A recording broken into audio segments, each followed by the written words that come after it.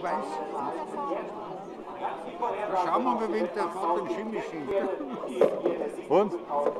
Dann können wir noch einen großen 13er. Gewinn abholen. Auf den 13 haben wir gesetzt heute. Werden wir mal sehen, was da abgeht.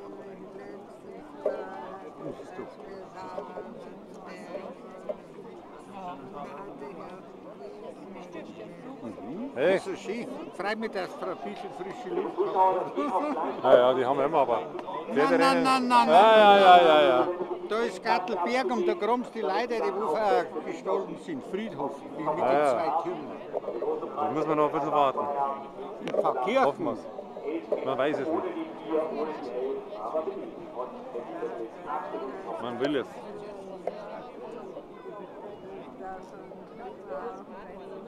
So.